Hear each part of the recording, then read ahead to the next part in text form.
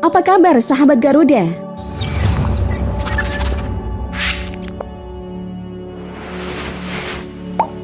Untuk sebagian besar sejarah manusia, wilayah antara Australia dan Asia, daratan telah hilang dari panggung global tanah lebih dari 17.000 pulau. Itu sebagian besar terputus dari seluruh dunia dan mulai sekitar 1600 itu berada di bawah kekuasaan VOC. Sebelum diserahkan kepada kerajaan Belanda selama hampir 450 tahun. Indonesia telah berubah sangat pesat selama 70 tahun terakhir. Populasi negara telah hampir 4 kali lipat dari 72,3 juta orang pada tahun 1952 menjadi 278 juta pada tahun 2022. Sekarang ini adalah negara terpadat keempat di dunia dengan jumlah penduduk sebanyak gabungan Inggris, Jerman, Prancis, dan Italia.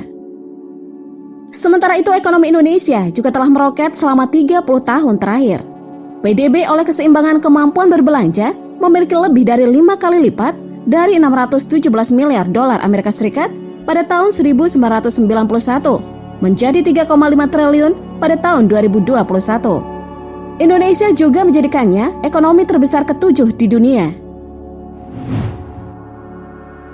Sahabat Garuda, dalam sejarah berdirinya Indonesia tersebut, dapat kita garis bawahi banyak momen-momen penting yang membuat Anda berpikir, seperti apa Indonesia dalam 30 atau 50 tahun terakhir. Akankah kita melihat negara adidaya global baru pada tahun 2050, yaitu Indonesia? Diproyeksikan bahwa populasi Indonesia akan meningkat 20 hingga 330 juta orang, sama seperti Amerika Serikat pada tahun 2020. Pertumbuhan ini akan membuat Indonesia tetap muda selama 30 tahun ke depan. Sementara angkatan kerja China, Amerika Serikat, dan Eropa menurun drastis. Indonesia akan tumbuh memberikan keuntungan ekonomi yang besar, bahkan pada tahun 2050 diperkirakan PDB Indonesia akan mencapai 10,4 triliun US dollar, 3 kali lipat dari sekarang. Menjadikannya ekonomi terbesar keempat di dunia. Pertumbuhan ini akan meningkatkan PDB per kapita Indonesia menjadi 32.000, 2,6 kali lipat dari sekarang. Namun pertumbuhan ini tidak dijamin setelah bertahun-tahun mengabaikan infrastruktur Indonesia yang merupakan kunci untuk menarik investasi dan mendorong pembangunan ekonomi telah menjadi sebagian besar kurang untuk meningkatkan infrastruktur Indonesia sedang mengejar banyak mega proyek skala besar. Sahabat Garuda, di barat laut Jakarta di Pulau Sumatera, jalan tol Trans Sumatera 33 miliar sedang dalam pembangunan yang akan membentang 2.800 km melintasi pulau itu. Pada Mei 2021, 663 km beroperasi seluruh jalan tol yang direncanakan akan selesai pada tahun 2024 terakhir.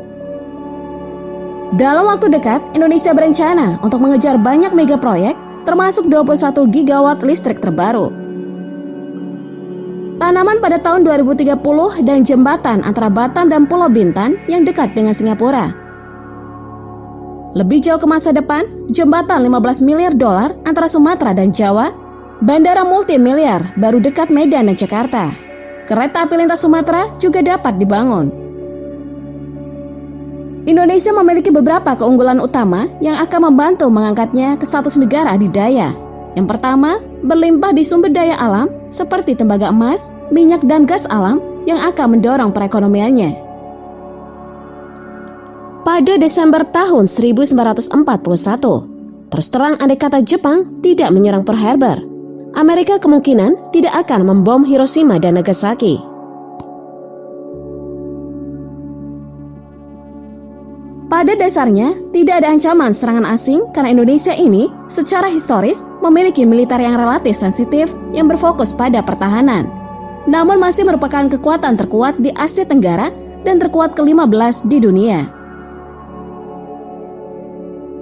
Alih-alih menjadi kekuatan militer global adidaya, Indonesia akan pada kekuatannya yang superpower sebagai ekonomi terbesar keempat di dunia. Indonesia akan dapat menggunakan pengaruh ekonomi yang sangat besar untuk mempengaruhi urusan luar negeri secara global.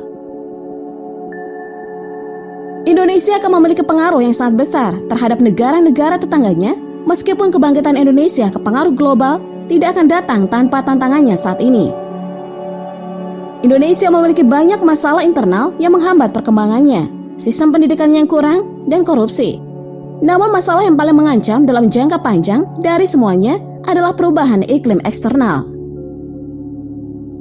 Indonesia adalah negara yang berhutan lebat dan hujan lebat yang mencakup 52%, negara yang menampung ribuan spesies yang menstabilkan iklim kawasan, yang menyediakan penyerap karbon yang vital.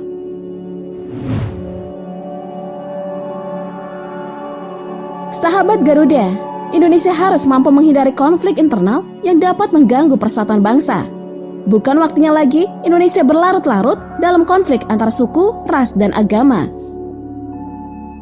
Karena itu semua justru yang memperkaya kebudayaan bangsa. Harusnya sadar dengan semboyan Bhinneka Tunggal Ika. Indonesia ada dengan perbedaan yang beragam, bukan hanya milik satu golongan saja.